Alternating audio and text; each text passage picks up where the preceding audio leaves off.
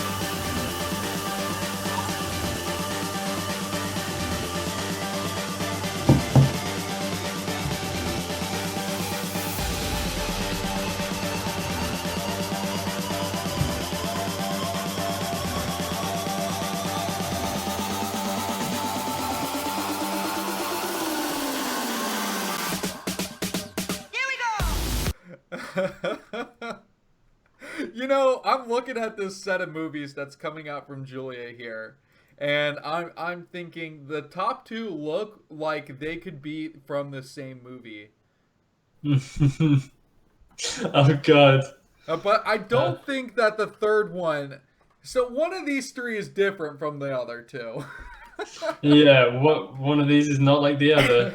Um, I can't say I've seen that one. It doesn't come to mind. Maybe I missed it when it was in the cinema Yeah, or I something. only watch even numbered porn flicks. I'm gonna be honest. That's the ultimate sort of obsessive compulsive Yeah, disorder. because the sequel is always better, and then when they get hot, it's just terrible. What could possibly happen that justifies 11 of those movies? What different can you do at some point? You got to be really you creative. at least 11 different girls got A star star L from Rocco. Oh my god. you know, I had to censor this so fast too because I knew my wife was gonna come in here and check on how I was doing. Oh yeah. Oh yeah. I did show her the censored photo though, so we're all good. Okay, that's very fortunate. I can barely see what's happening in that photo, but I love how 90% of that photo is edited out. I shrunk it down. So not only did I censor it, but I shrunk it down. But assure you, I managed to get a photo from every movie here, as I do every time. Goodness, even the safe for work bits were slightly too unsafe to show in large print. Goodness Exactly, me. exactly. So if you guys are truly enjoying Julia's profile, donate towards Fight Club so we could get more Julia-like characters onto this stream. Yeah, this is some high budget stuff, obviously, to attract a guy of his caliber.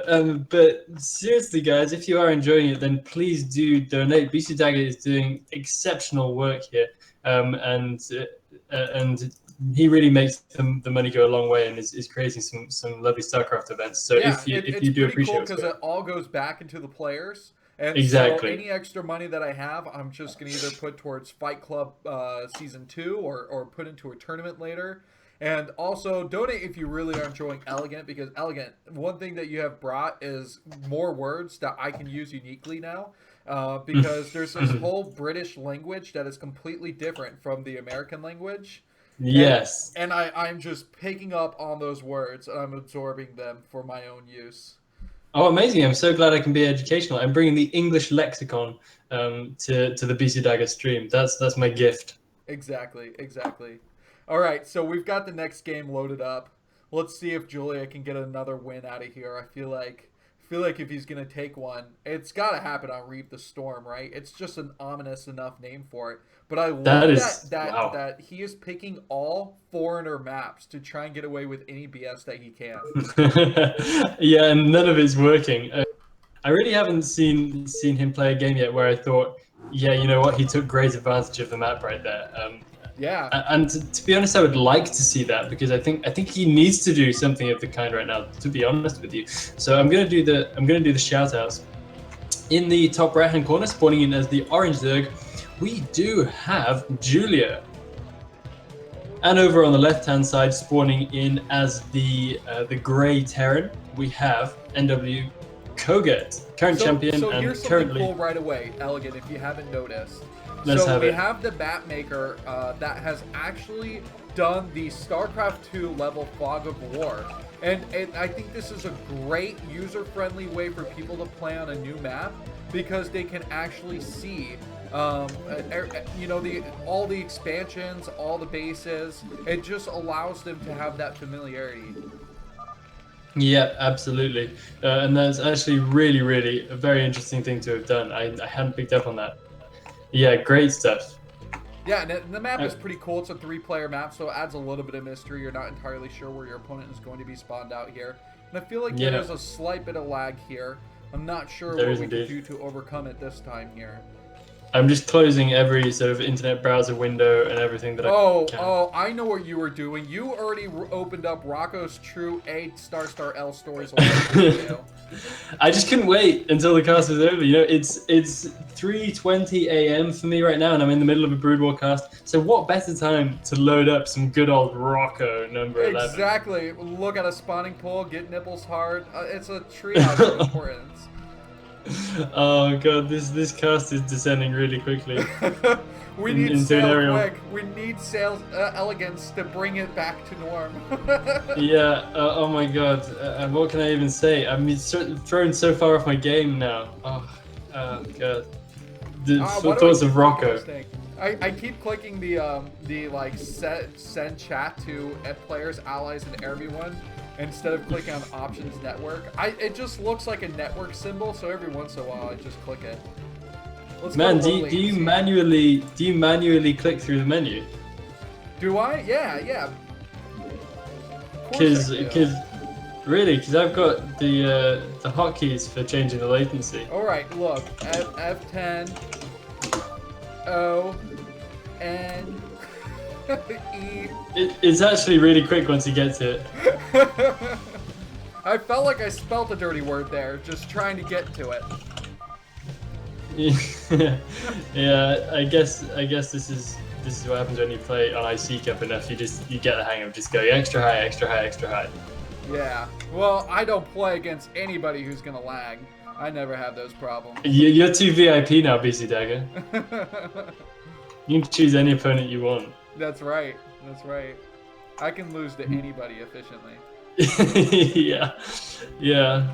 So we do have a hatchery now for Julia, but of course he did go for the spawning pool first with the Lings now spawned, and he's heading over to Koget's base. Hopefully he manages to do a little bit more with these than he did last game. Last game we kind of saw them break sooner or later against Koget's front door, so hopefully he can keep them alive a little bit longer and just make them useful, because he needs scouting information. My goodness, he needs scouting information. I want to see him get Ling speed this time of the load. As soon as you see this wall here that the Zerglings can't get in, the scouting information is locked down, and you can only risk your Overlord so much to be able to get in and peek into the main base, and then eventually it'll just camp on that ridge by the natural and be meaningless for a long time. Well, what I would do is I don't know, maybe there's a building he can float. No, not a building he can float. Sorry, maybe he can sack an Overlord in there to just to get some vision, because we can see how it's hamstringing him just to have zero vision in the game so far. And not to know what Koget's up to. I don't know. It seems like it might even be worth sacking it over. Oh, I think you're making Zerg players cry though. They're precious Overlords early in the game. Really, they have to keep it. It doesn't. Oh, it doesn't need to be he's going for it though. Elegant, you are the map hacker here. You're making this happen. Really, it's Elegant versus me right now, and hacking the future. And look at that, he's going to try and get it out again. He just came in, he wanted to see the gas timing, see if he could pick up on any interesting tidbits just on sort of on the peripherals, and he's going to have to head back out again. And he didn't, though, crucially see that factory, which is happening now. He is now able, though, to go and do a little bit of damage at the front door of Koget. But Koget, quick on the repair, and managing to keep that two Splinty Bullet alive. Zergling kills, too. Even if Yeah. you didn't see it, you heard it. Those Zerglings went down.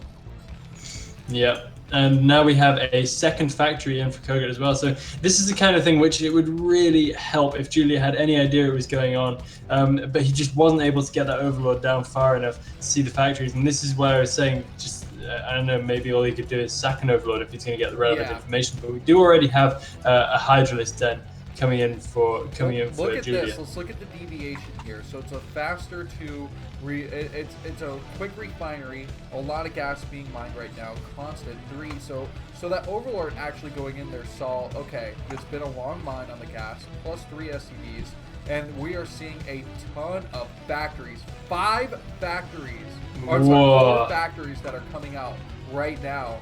Meanwhile, it was a Hydralisk opening, or I guess a Hydralisk Den opening for Julia, who now decides that he's going to get the Spire anyway.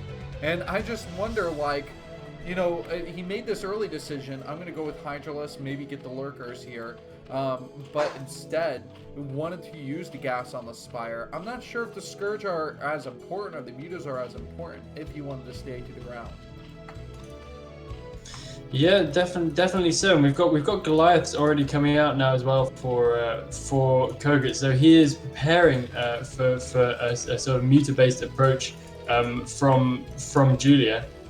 And Julia now trying to get some scouting information sort of around and about the edge of Koget's base. He's spread his Zerglings out, I guess, just to see if anything comes out, if any dropships come out. He is aware that such a thing could be going on. Yeah, that's true, and Julia looking to put down a third base here too. I almost wondered with how early the Hydralisk Den was that we would see like a 5-hatch Hydra bust, something like a ZVP almost looking, and like Julia's saying, okay, F this, I'm gonna disregard the past decade of meta between ZVT and just do something awkward.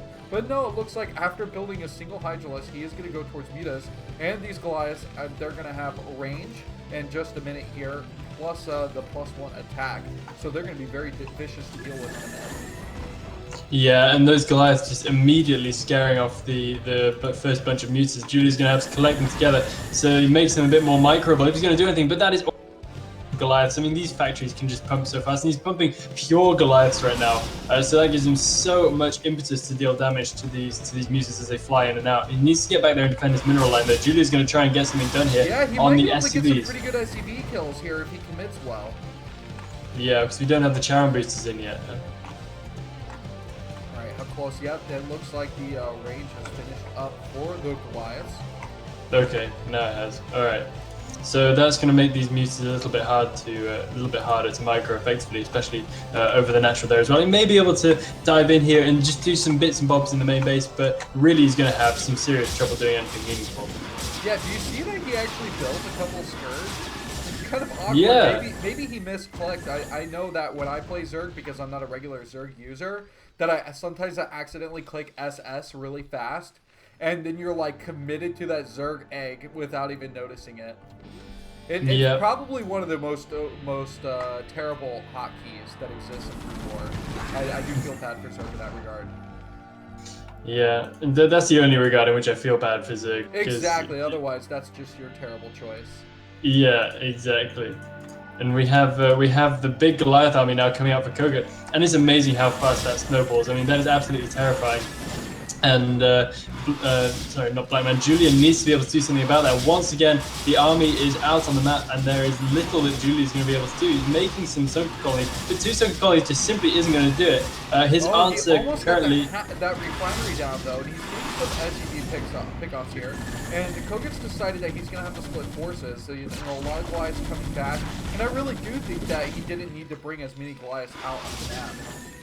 Yeah, I agree. But from Julia's point of view, this is just about the only thing he could have done right there to hold Koget's army. He just doesn't have anything to actually take this army on right now. He's gonna have to scale up his Hydralisk production, but it doesn't seem like he has any desire to actually do that. He's just continually popping out more Mutalisks and getting busy in the chat as well. I guess he needs to get ahead of this thing. Oh my god. Oh, and God. he's calling it again. He actually wrote that one in English. Yeah. Well, I guess that was just for public opinion. Koget, let's actually learn some lessons out of this game here, and instead of just saying Koget map hacked. So, with this transition into Goliaths, like a heavy amount of Goliaths, how do you punish that as a Zerg player? I know we're coming from Protoss side point of view, but let's just think about that, because clearly the mutas weren't working. It can't be mutalist. I suppose if, as Julia was, you're in a position whereby you've got so little scouting information, so you can't know what's coming. As soon as you are aware of what's coming, I suppose you have to be ready to pivot straight away into something more efficient, because in order to take on Goliaths, you have to have, with Mutalists rather, you have to have such massive Mutalist numbers. And Julia just was never going to be in a position to do that. And we he really needed haven't lurkers. seen like Mutalisks pair off against Goliaths since like early 2000s. Like between 2000 and 2003, there are countless Boxer games where you can see Goliaths versus Mutas, and Boxers lost some of those games or won some of them. But now it's really got to come down to Hydralisks, Lings, Lurkers, those ground forces pairing off against them.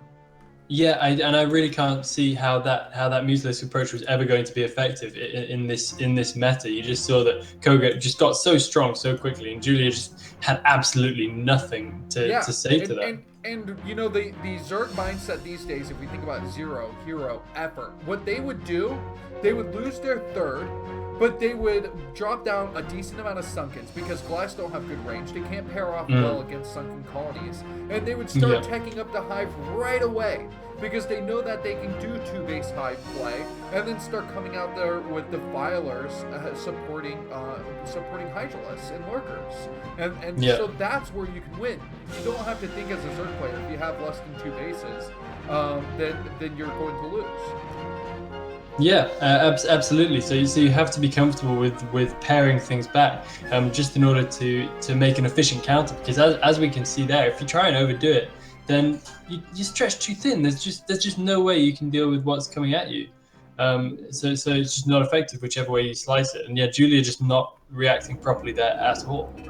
Yeah, I will say, someone just pointed out too that the overpull on optimal opening obviously does set him economically behind, and that's obviously just a tough build order issue that he's going to have to deal with.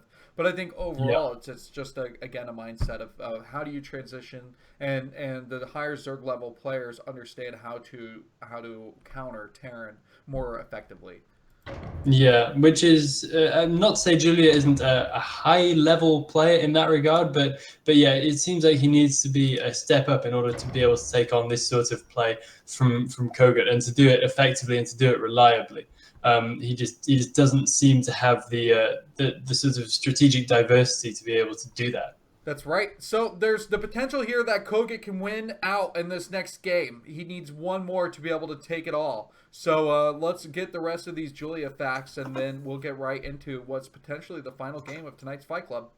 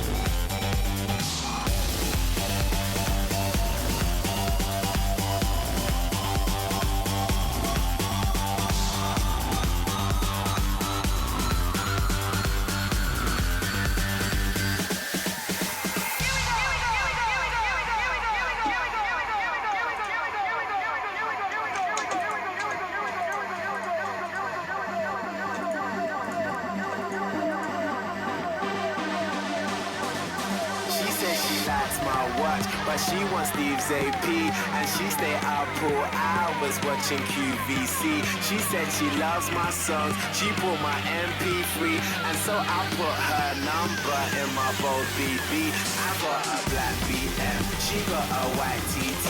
She wanna see what's hiding. All right, the final Julia fact of the day, Elegant. And Julia is from Poland, Jelenia Gora, which I butchered the name. A kind of cool picture there. But more importantly, we have his name, Powell. And I have a definition for the name. Under Urban Dictionary, which is the most reliable dictionary on the internet. Did you know this? No, I didn't know that. It No. is higher ranked than Wikipedia in reliability, as its users do not lie. So Powell is an extremely attractive Polish young man, has looks to kill and a brain that's smarter than most. So right there, we know that Julia has a brain that's smarter than most. So clearly this 100% map hacking is true. And many Yeah, people evidently. wish to be as fresh as Powell. Damn, dude, Powell keeps it real on every level. I wish I could be him. What a load of rubbish. Oh my goodness. As if you could tell that from a name. And I don't know. I don't know how real Julia keeps it. He keeps it fictional, if anything. Unless we are really to believe that Koget is a map hacker. Listen, Which, Julia, honestly would shock Julia me. is such a smart dude that he could have been featured in the sequel to A Beautiful Mind. And his brain is smart. Yes, His brain yes. is smarter I mean, than we most. will find him in a room one day with just newspaper shards everywhere, conspiracy strings going back and forth, pointing between Python to Circuit Breaker to Fighting Spirit, and everybody's listed on the wall to determine this. Each person did map hack. This conspiracy is true. I've never played a game without a map hacker. It'll be revealed. And it's always been lagging, and it's special lag for Julia only. It will all be revealed in due time. Where he lives, though, I don't know how to pronounce it. Jelenia Gora. It actually looks fairly charming. It looks like a pretty nice spot. Yeah, it is just like really adorable little town. So this is one of my favorite segments about like learning about these other players, because I'll Google where they are and I'll look at all these beautiful images. So there's this shot. But then if you took a slightly other shot where you're just looking out into the distance, there's a complete mountain backdrop. So it is really neat that you're just spoiled with this like epic view just, 50 miles or so away from your town. That's amazing. Yeah, that's absolutely fantastic. Julia needs to get outside more.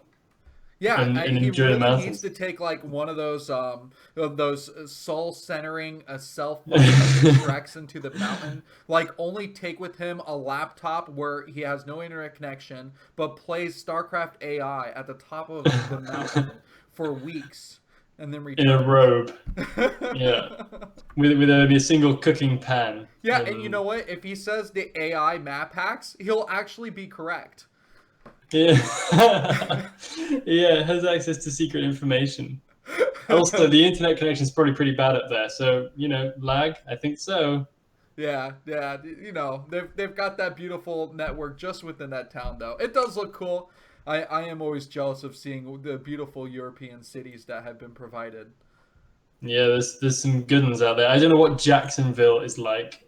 We were rated the #1 worst city to walk in. The most dangerous city to walk in due to the streets being so dangerous for pedestrians. Oh my goodness. We have the highest pedestrian death rate there is. That's tragic, Beezdak. Oh, it's so tragic. It is terrible. And it's not like, Jacksonville has some pretty good people in it and like good business growth. But we're ranked highly in traffic and we're ranked highly in pedestrian deaths. Thank you, Jacksonville. That's bad. That's really bad. There needs to be like a push for cycling or something. Although that wouldn't work. Die immediately. Oh yeah, no, cycling is bad too. Pedestrians walking, cycling, whatever it is. This Walmart got put up near my house, and there is an accident daily now by that Walmart, thanks to the people of God. Walmart. Oh no. Oh no. It's You pretty just terrible. should never get out of your car. There should be like a tuck and roll place outside every building where you can just tuck and roll out of your car and directly into the shop, just so you don't ever have to be walking along the street. Yeah, yeah. Uber is a real thing now, and it's getting even more popular here in Jacksonville because people know they can't walk it anymore. They're gonna Uber quarter miles. Yeah, I'm not surprised. That's bad though. That's really bad. I feel bad for you, man. Looking at all these amazing European places and towns which are called Deer Mountain and all this stuff. Yeah. Okay, I created the new game, by the way. I'm sorry. I had it ready to go, and then I never hit OK. But go ahead and join in. Guys, we've got game number 6 here on Fight Club. This is week number 4. And if you want to hear some more casting, the Africa Star League battle, the team battles will be casted on Saturday and Sunday morning live. So please show your support if you do enjoy this. I think we're gonna have to do the latency trick again, though. Oh, I can't join no! it. We took too Yeah. long. Okay, guys, Took we're too going to long. have to do latency trick real quick here. Let's join Sniper. Can you survive? No, that's Let's started. join. BGH 3v3, go. No, that's... Go. Not found. Okay. Let's This see, is great. fast 3v3. Fast 3v3. I don't think I can join that. Oh no, I can. There you go. Oh. Yeah, there we go. Okay, quit. Error loading scenario. Oh my god, I file. got kicked out. What is that? Shield battery needs to get ready for these. Map hacker. That guy's a map hacker. Oh my goodness. Okay, Okay, let me see if I can host now. Maybe that works. Yeah. Although we got kicked out of the server. I got kicked out of the server. Oh no, there you go. It doesn't matter apparently. Oh, there we go. We're above it all. Look at us. Hooray. Sniper Ridge. Oh yeah, you're loading it. Look at this rapid pace here. Okay, you Woo, definitely it shut is down crazy. Rocco's. Yeah. You, Yeah, just you were finished torching downloading. Rocco's 1 through 13, weren't you? Yeah, it's true. I have a problem. We'll deal with that after this. Yeah, Let's call your mother together. I'll be your support group. Oh god, just thinking about how picturesque and beautiful that Polish town looks, and just to think that whatever Julia does occurs somewhere in there is just, it sullies the whole thing somehow. If you zoom in from like Google top view to Google Julia view, it totally transforms everything. Yeah, oh god, I don't even like to imagine. All Spawning right, into the... you know what is hard to imagine, but can happen. A complete about face. Julia can still come back. It's a best of 9, remember. Is it possible that Koget loses the next 4 games in a row? Oh, well, on that theme, we do have a pool already going down from... Doesn't care anymore. He just wants to try and get a win in any way possible. Yeah, remember this is a 4-player map, so as long as he goes clockwise, then this will really help him out. He got the close spawn luck, so that's gonna help him out too. And now he's speaking in some Hawaiian Samoan language here. Maliki Miki Maka to you, black man. Oh, I love it because it's racially insensitive. The spawning pool is about to finish. Julia continuing to pop drones right until the moment when that happens, now reserving the rest of his supply for Zerglings. He is of course scouting in the wrong direction, so he's going to be potentially a little bit hamstrung by that. But the Zerglings are now ready to pop. And we don't have any kind of wall in or anything from Koget this time. He's just making up the barracks at his ramp, and this is actually probably for the better for him because of course he can block the ramp then with SCVs and he can micro. Whereas if he was trying to wall in with supply depots and whatnot, he would probably just end up being unable to complete it and would just be in huge trouble. Now we do already have the Zerglings popping out. That scouting drone is going to be able to go over there and scout Koget just in time for these Lings to get on the right path. And you know what? Does Koget have the map hacking level skills that Julia's been touting this entire time? That is the question. This SCV, the Zerglings actually headed south, so he actually didn't fix their path very well. Okay, so all the SCVs are gonna get pulled to the ramp, or like half them. They need to get pulled to the ramp right now. He doesn't seem to be doing that. Bunker. Even better, Yeah, he builds a close bunker. What a great response here. Yeah, very, very collected from Koget, but it looks like the Lings on top of that SCV, he's going to have to do some save this Marine. I don't know if it's even possible right now. Doing some really nice micro. He might actually be able to get that Marine back into the bunker. Those links did not get really any damage done. Not an uncool and uncollected Julia here. And unfortunately, he loses all his links. Oh my god! Oh no, absolutely horrible right there for Julia. Just able to do nothing whatsoever with those early Zerglings. He's now throwing a few more lings into it. Meanwhile, the Kakaru getting comes his chat. over to fly and see that this actually just happened here. And with the neutral unit giving the confirmation. Wow. Julia calling it a bad game. GG, and I in suppose. honorable fashion, Koget 16, or no, I'm sorry, not 20-2 now across 4 weeks. That is ridiculous. It doesn't matter who you are. I mean, even with these cheesy builds, Koget just somehow thwarts every single one of them perfectly, and what an incredible Terran player. So yeah.